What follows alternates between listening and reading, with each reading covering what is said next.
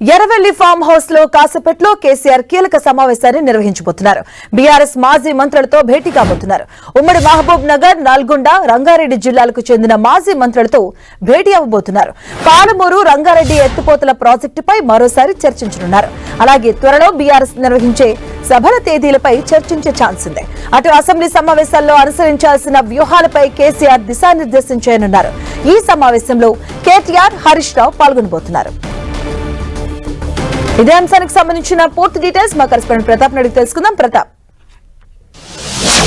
BRS సంబంధించి ఒక కీలక సమావేశం జరగబోతుంది. ఎర్రవల్లి ఫామ్ హౌస్ లో మాజీ సీఎం కేసీఆర్ ఆధ్వర్యంలో కీలక నేతలంతా కూడా భేటీ కాబోతున్నారు. ప్రధానంగా దీనికి సంబంధించి దక్షిణ తెలంగాణకు సంబంధించి కృష్ణా జిల్లాల విషయంలో రాష్ట్ర ప్రభుత్వం అవలంబిస్తున్న విధానాల వల్ల ఈ దక్షిణ తెలంగాణకు సంబంధించిన జిల్లాలు ఏవైతే ఉన్నాయో ఉమ్మడి మహబూబ్నగర్ జిల్లా, అదేవిధంగా నల్గొండ, రంగారెడ్డి ఈ మూడు జిల్లాలకు ఒక శరాఘాతంగా మారుతుంది. కాబట్టి దీనికి సంబంధించి ప్రభుత్వం అవలంబిస్తున్న ధోరణి పైన ప్రజల్లో జాగృతం చేసేందుకు ఒక ఉద్యమ కార్యాచరణను చేపట్టాలని చెప్పేసి బీఆర్ఎస్ భావిస్తుంది. దీనికి సంబంధించి ఇప్పటికే బీఆర్ఎస్ పార్టీ విస్తృత సమావేశంలో దీనికి సంబంధించి కృష్ణా జిల్లాల విషయంలో రాష్ట్ర ప్రభుత్వం ఏం చేస్తుంది దానికి సంబంధించి కూడా కేసీఆర్ నిప్పులు జరిగిన పరిస్థితి కనబడతా ఉంది. దీనికి సంబంధించి నెక్స్ట్ జనంలో ఎడ్యుకేట్ చేసే విధంగా ఉమ్మడి జిల్లాల వారీగా సభలు సమావేశాలు పెట్టాలని చెప్పేసి బీఆర్ఎస్ అధినేత కేసీఆర్ భావిస్తున్నారు. దీనికి సంబంధించి ముఖ్యమైన నేతలతోటి, ముఖ్యంగా ఆ జిల్లాలకు సంబంధించిన మాజీ మంత్రులతోటి సమాలోచనలు చేయాలని చెప్పేసి నిర్ణయించారు. మరి కాసేపట్లో అంటే 2 గంటలకు ఫామ్ హౌస్ లో వీరందరూ ముఖ్యమైన నేతలతోటి భేటీ కాబోతున్నారు. నిరంజన్ రెడ్డి గారి, జగదీష్ రెడ్డి, అదేవిధంగా కేటీఆర్, హరీష్ రావు వీళ్ళంతా కూడా భేటీ కాబోతున్నారు. ఉమ్మడి మహబూబ్నగర్ జిల్లా, అదేవిధంగా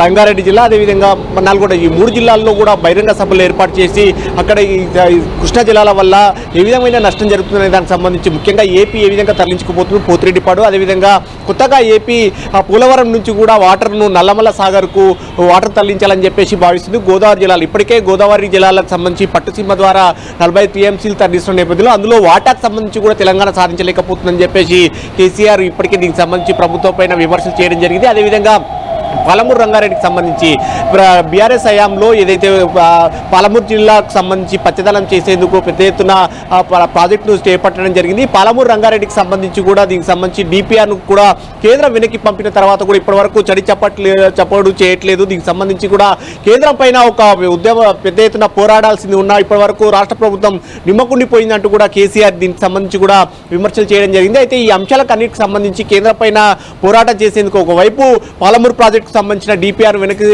పంపడం పైన కేంద్రం పైన విమర్శలు చేయడంతో పాటు మరోవైపు రాష్ట్ర ప్రభుత్వం ఇప్పటి వరకు పాలమూరు ప్రాజెక్టులకు సంబంధించి కనీసం ఒక తట్టెడు మట్టి కూడా చేయట్లేదంటూ కూడా విమర్శలు చేస్తున్నారు. దీనికి సంబంధించి ఏవైతే ప్రాజెక్టులు ఉన్నాయో పాలమూరు, రంగారెడ్డితో పాటు కల్వకుర్తి కానీ, నెట్టెంపాడు, కోయిల్ సాగర్ ఈ ప్రాజెక్టులకు సంబంధించిన వాటి అన్నిటితో పాటు అదేవిధంగా నల్లగొండ ప్రాజెక్టులకు సంబంధించిన వాటి అన్నిటిపైన కూడా అన్ని ఆయా ఉమ్మడి జిల్లాల వారీగా సభలు సమావేశాలు పెట్టి జనంలో ఎడ్యుకేట్ చేయాలని చెప్పేసి భావిస్తున్నారు. ఈ సభలకు సంబంధించిన తేదీలతో పాటు నెక్స్ట్ సంబంధించి అసెంబ్లీ సమావేశాలు కూడా జరగబోతున్నాయి. కాబట్టి ఈ నెల 29 నుంచి కూడా అసెంబ్లీ సమావేశాలు కేవలం ఇరిగేషన్ ప్రాజెక్టుల ఆధారంగానే సమావేశాలు పెడుతున్నామని చెప్పేసి ఇప్పటికే ప్రభుత్వం చెప్పడం జరిగింది. సీఎం రేవంత్ రెడ్డి కూడా ఈ సంబంధించి కృష్ణా జిల్లాలకు సంబంధించి కానీ గోదావరి జిల్లాలకు సంబంధించి ఒక్కొక్క రోజు చర్చించేందుకు మేము సిద్ధంగా ఉన్నాం, ప్రతిపక్ష నేతగా అసెంబ్లీకి వస్తే దీనిపైన చర్చించడానికి సిద్ధంగా ఉన్నామంటూ కూడా ఇప్పటికే సీఎం రేవంత్ రెడ్డి చెప్పారు. కాబట్టి అసెంబ్లీలో కూడా బీఆర్ఎస్ పార్టీ వ్యూహం ఏ విధంగా ఉండాలని దానికి సంబంధించి కూడా ఒకవేళ కేసీఆర్ హాజరవుతారా లేదా అనే దానిపైన కూడా ముఖ్య నేతలతోటి డిస్కషన్ చేయబోతున్నారు. అయితే ఇప్పటికే